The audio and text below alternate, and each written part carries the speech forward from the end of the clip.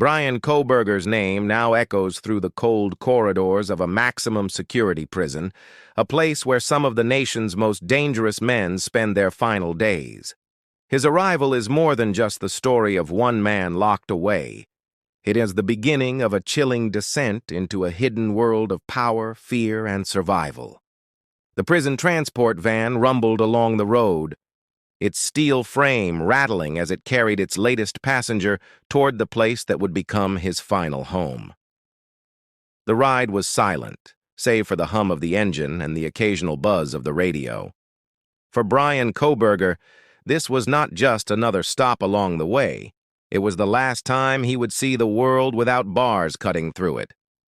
The view from the small, grated window at his side grew smaller with every passing mile until the high concrete walls of the maximum security prison rose up like a fortress. The gates creaked open, swallowing the vehicle whole, and the outside world was sealed off behind him. Inside the prison grounds, everything moved with precise order. Guards stood at attention, their eyes sharp, their posture rigid. Every step Bryan took was dictated by commands.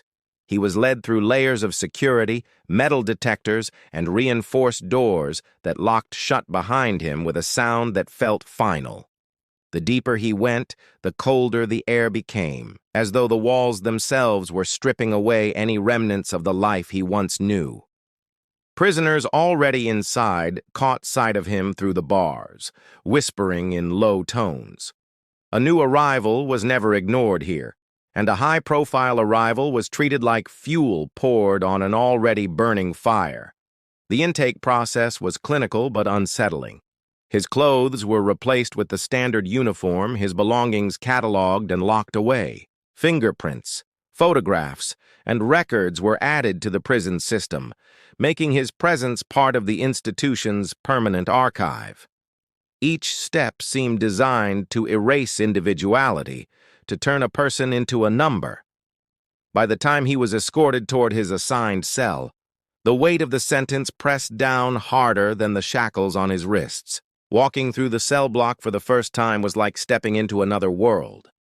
Rows of eyes followed him from behind metal bars. Some watched with curiosity, some with open hostility, and others with quiet calculation. Inside this place, reputation meant everything, and every inmate wanted to know who this newcomer was, and how his arrival might shift the fragile balance that kept the block in order.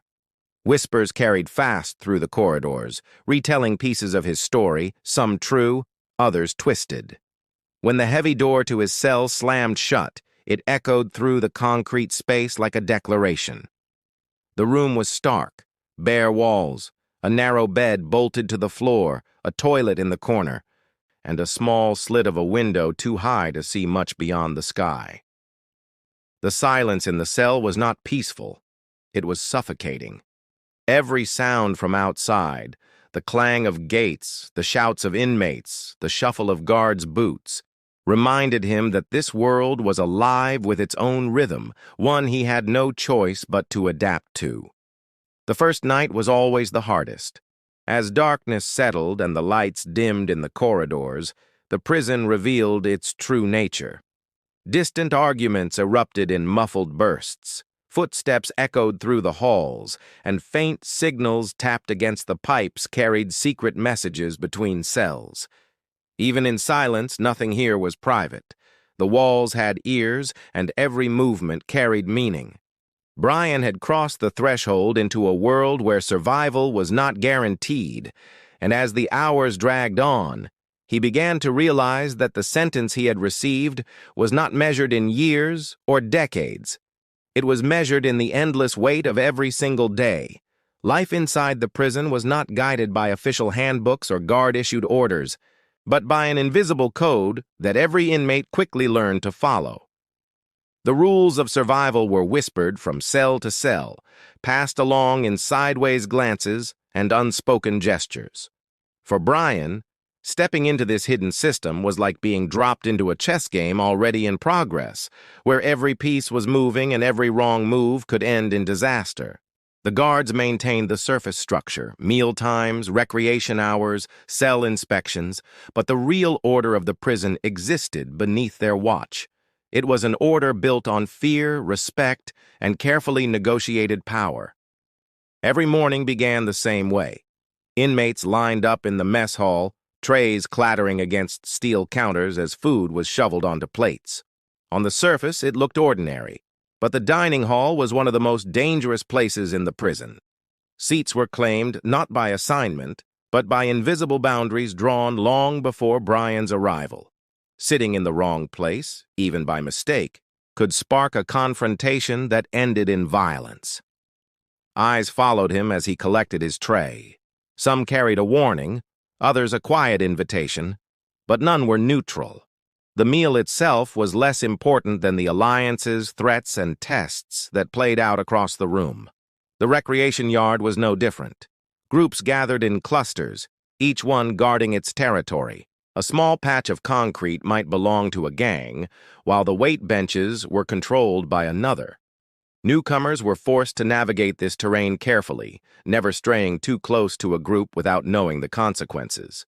Bryan learned quickly that walking alone kept him from immediate entanglements, but it also marked him as vulnerable. In prison, being unclaimed was its own kind of target.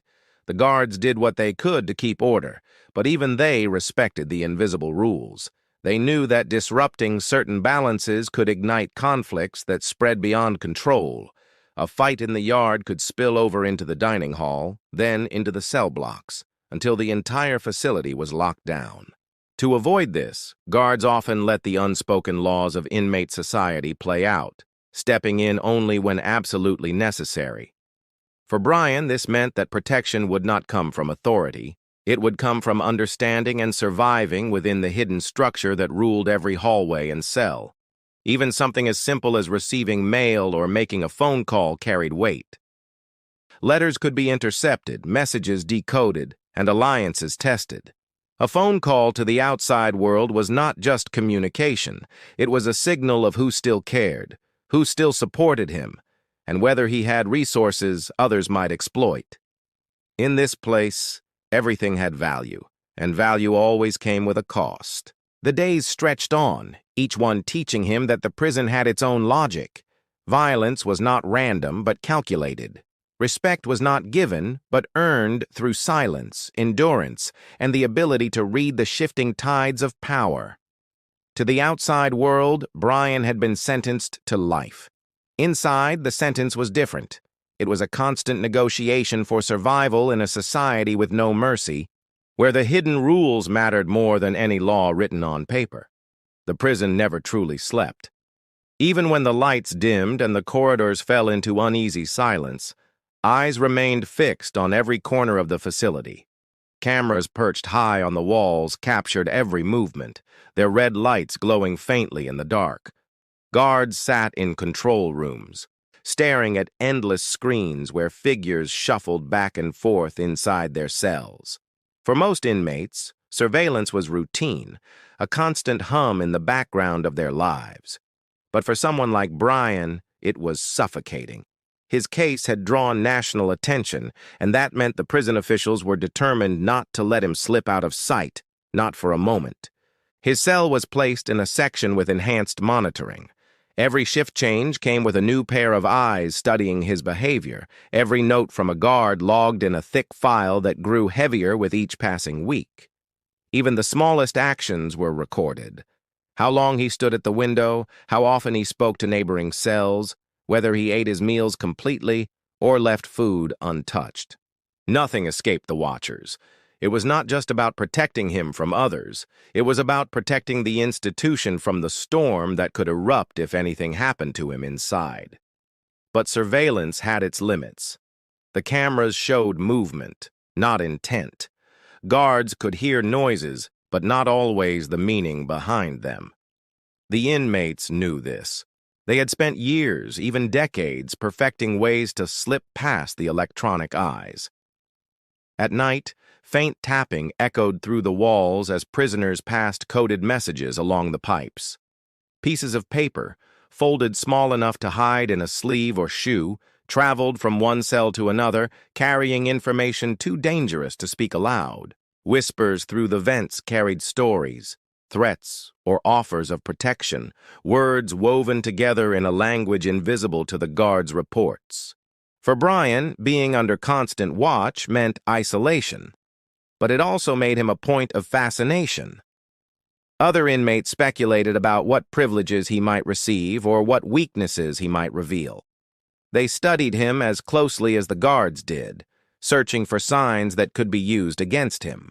To the seasoned eyes of long-term prisoners, surveillance created patterns, and patterns revealed vulnerabilities. A person who lingered at his door too long might be desperate for contact. A man who avoided the yard might fear exposure. Each observation fed into the quiet calculations of those who lived by exploiting the smallest cracks in another AES defenses. Meanwhile, the guards carried their own unease. They had seen what happened when high-profile inmates became targets, and they understood the weight of responsibility that came with watching him. Some feared that even the strictest monitoring would not be enough to prevent the unpredictable nature of prison life. Others believed that the very act of isolating him too closely could provoke the kind of attention they were trying to avoid. In a place where silence often hid the most dangerous movements, the watchers could only do so much. As the days stretched into nights, the line between safety and danger blurred. Cameras could record every second. Files could fill with notes, but control was never absolute. Behind the concrete walls, Bryan was caught in a paradox, under constant surveillance, yet surrounded by secrets too quiet for even the sharpest eyes to catch.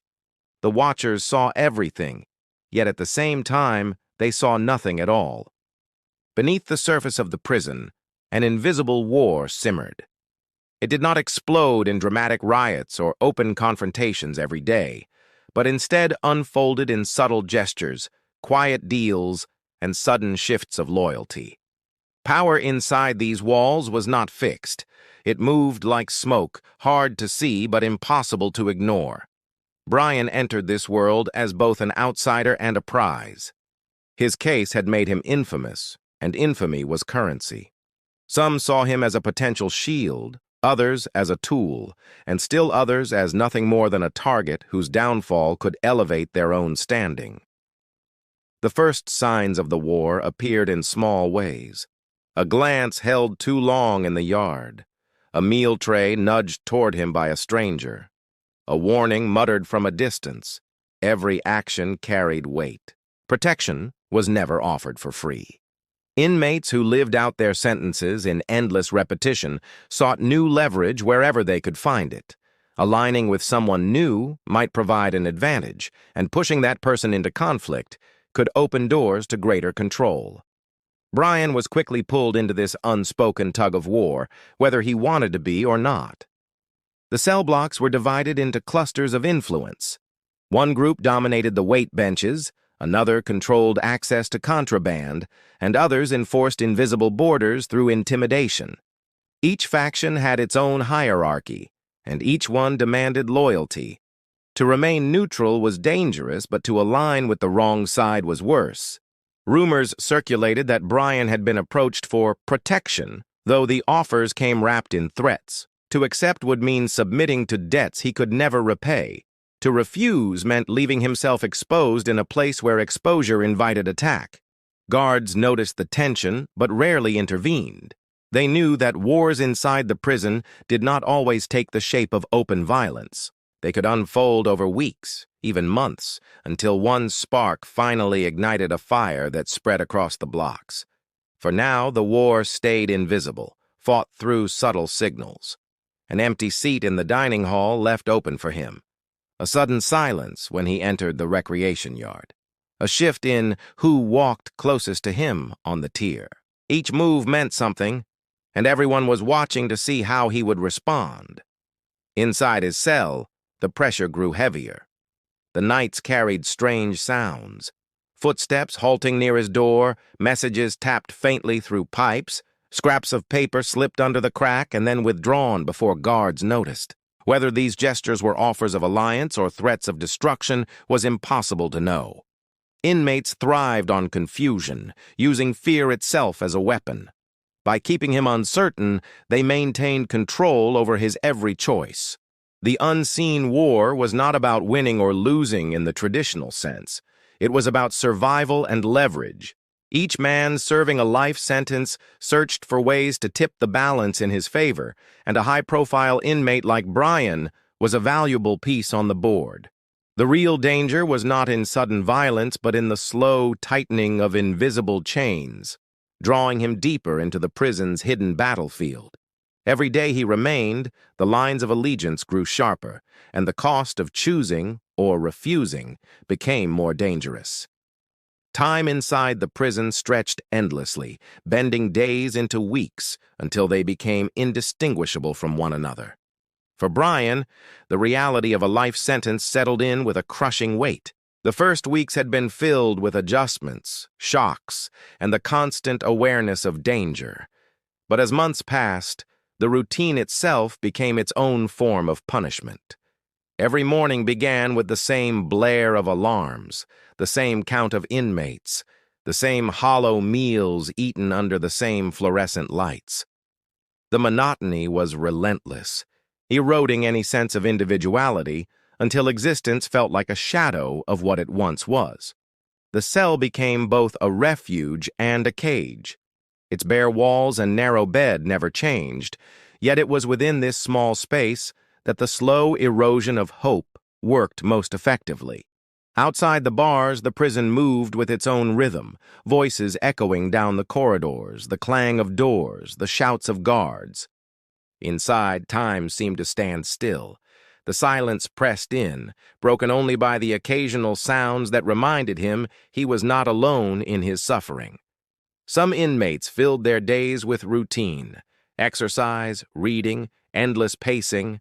Others gave in to despair, retreating into themselves until they became ghost-like figures drifting through the halls.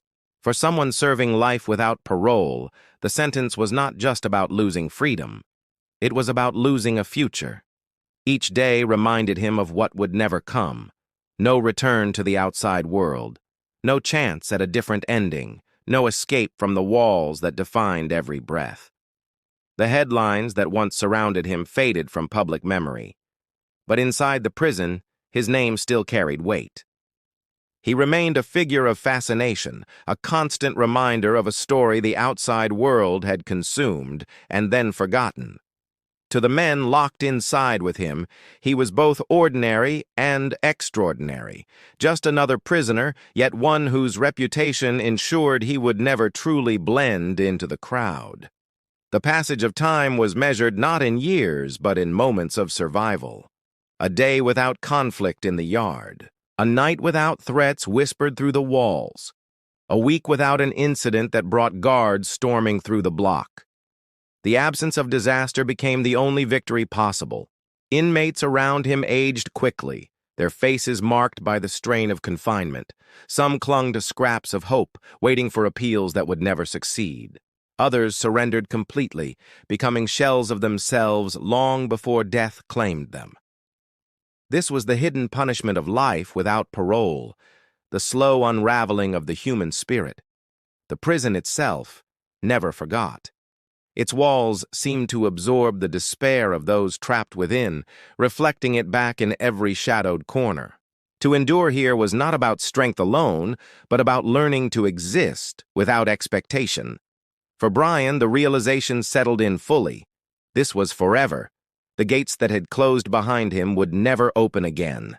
His life was no longer measured by milestones or achievements, but by the unending repetition of days that blurred into one another. Survival was possible, but freedom was gone, replaced by an endless sentence carved not just in years, but in the heavy silence of time itself.